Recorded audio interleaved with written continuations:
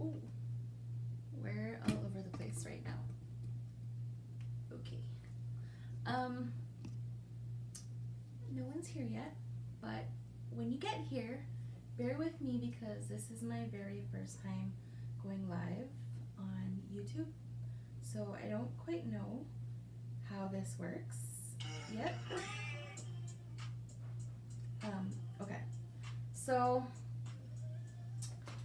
let's talk about my tummy tuck incision. So first of all, I am going to be, as of tomorrow, which is Friday, August 3rd, I will be 14 weeks post-op from tummy tuck and lipo.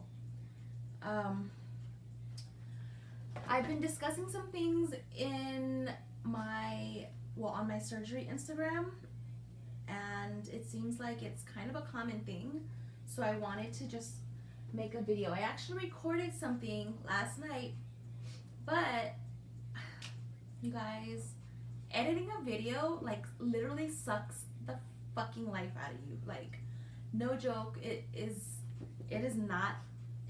just not what I want to be doing with my life. Is the lighting okay? Hold on. I don't know. This is normally my makeup setup. This is my makeup room, so like when I've never recorded a makeup video on my iPad, so everything's all messed up. Shut your mouth. My dog trips every time she thinks I'm talking to somebody else. She like has a fuck. Come on, say hi, everybody. Hi, my name's Mochi the brat. Look, she's fine now. She seriously has issues. You're such a needy bitch. Go down. Okay, so no. It's like worse than having a kid. You can't get anything done.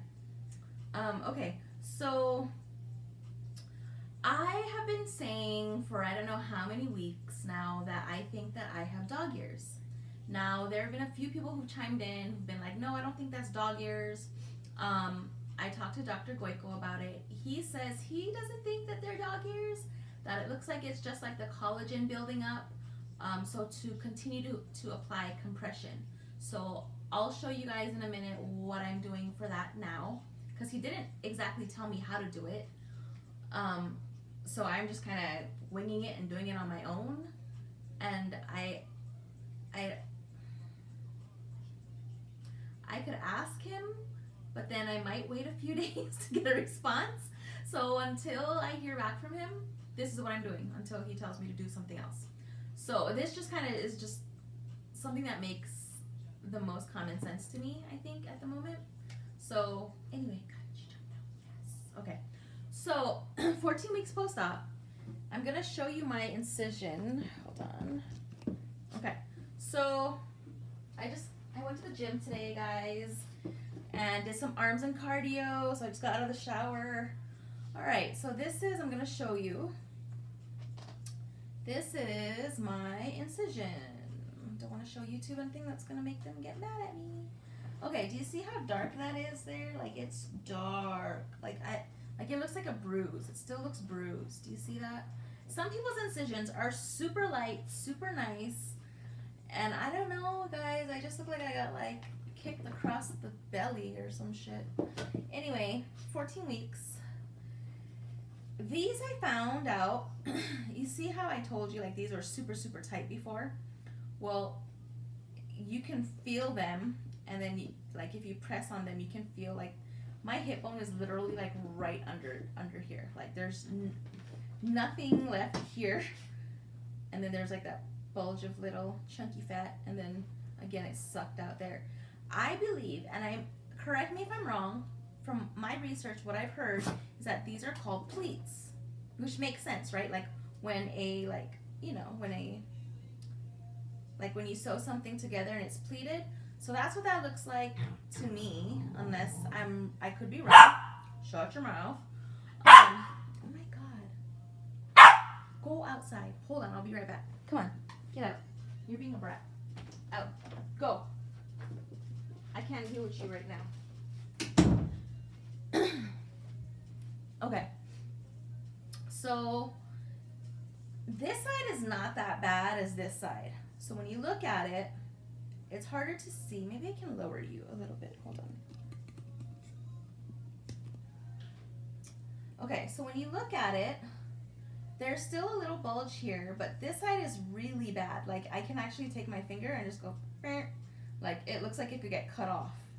So that's the one that really annoys me. Now, if you've seen my videos or my posts, you'll know that I say that my incision is also like off. Like, this side is a little lower, this side is higher, and I can tell because when I go to put on my underwear,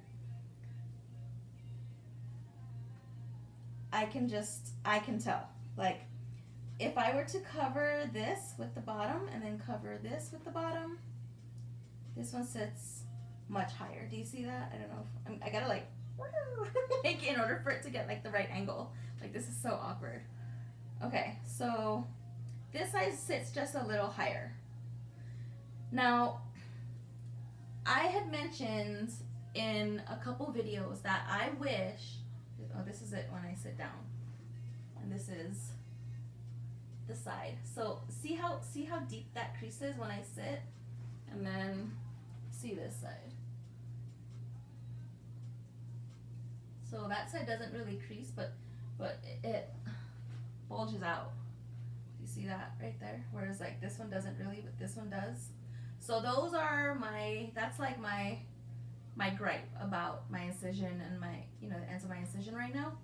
So a couple people have told me that it looks like dog ears. A couple people have told me that it doesn't look like dog ears, that they've had the same thing happen to them. Like Dr. Goiko said, apply more compression. Okay.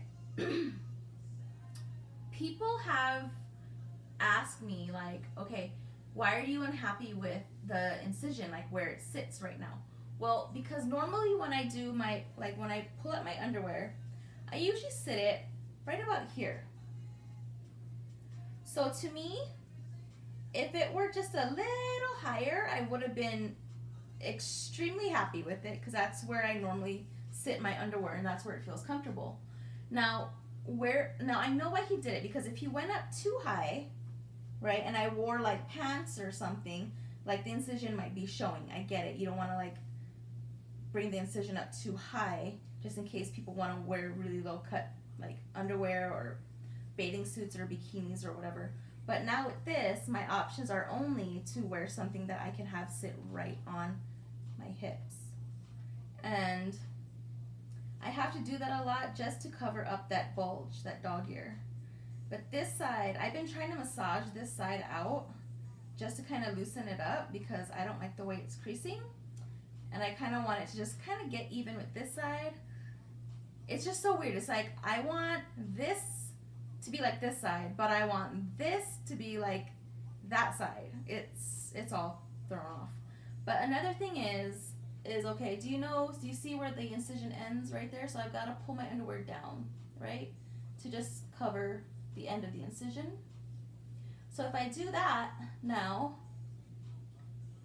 the lipo mark and where the drain was at, that isn't covered. So then if I cover that, now the end of my incision shows. So like, it's super frustrating. Like this side, like I told you, sits a little higher, so I don't have as much problems trying to cover that one, because there, look, that one covers. So I feel like this incision should have been a little higher. Like, well, I feel they both should have been a little higher, but that was that. Okay, so what I've been doing for the dog ears is I've been getting a piece of cotton, like a cotton ball, and I'm taking the transport tape, which is like that plastic tape. If I can find the end to it. Okay. So I take a piece of that tape and I stick it right on the end of that incision, like that, and then I tape it. And I put a lot of pressure and I just kind of pull it tight so that it maintains that pressure on the end of the incision. And then I just do a few more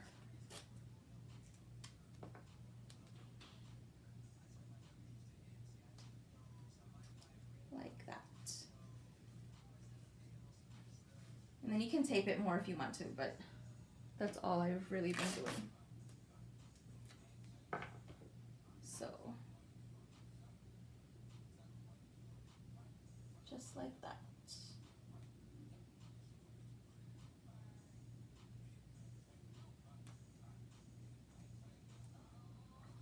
Like if you feel like it's not having enough pressure, then just go in and re-tape it.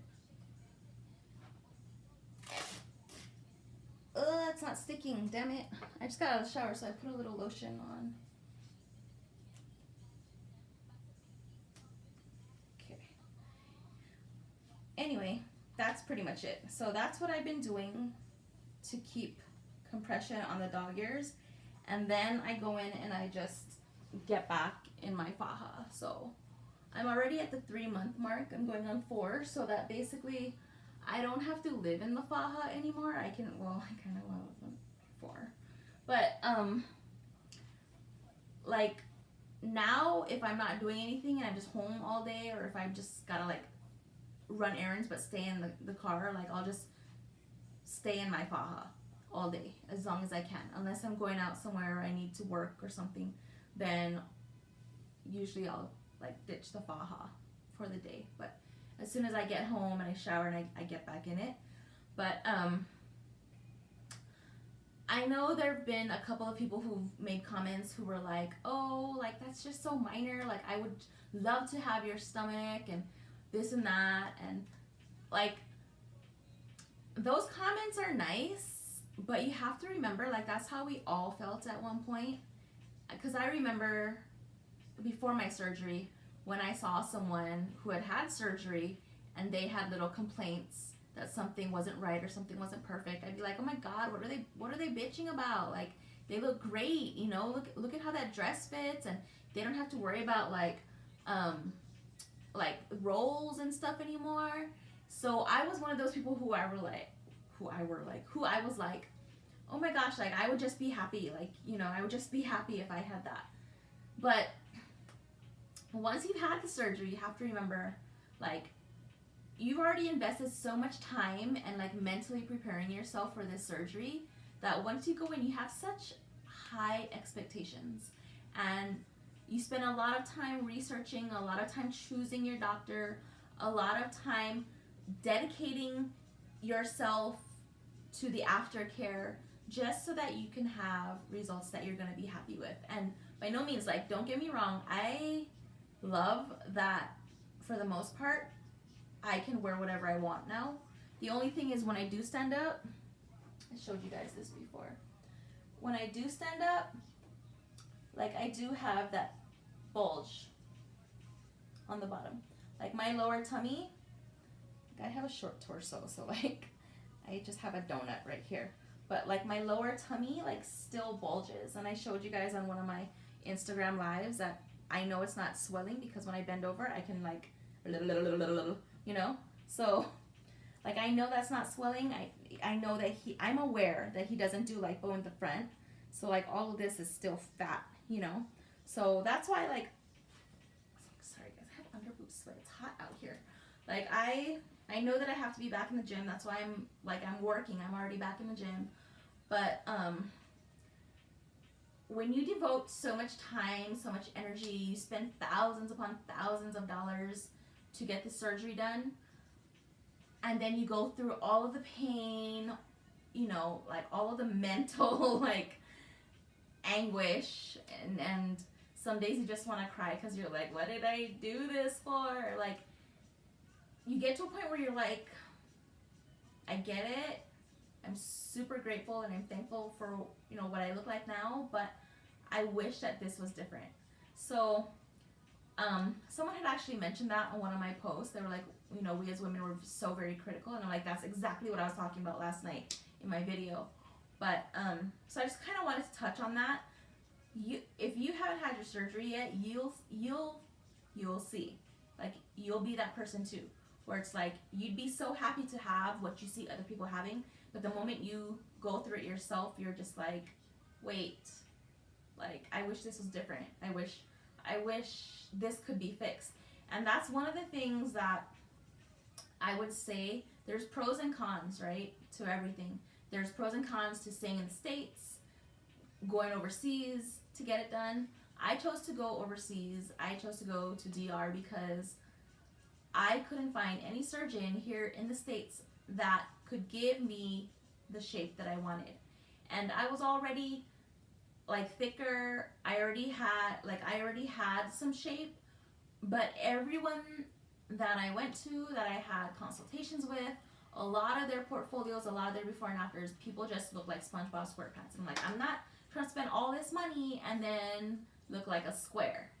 So that's like one of the reasons why I chose to go out of state, out of the country for my surgery. Now, the con about doing that is when you get back home, like, I don't want to say you're on your own, but you pretty much are on your own. And that's kind of the harsh truth.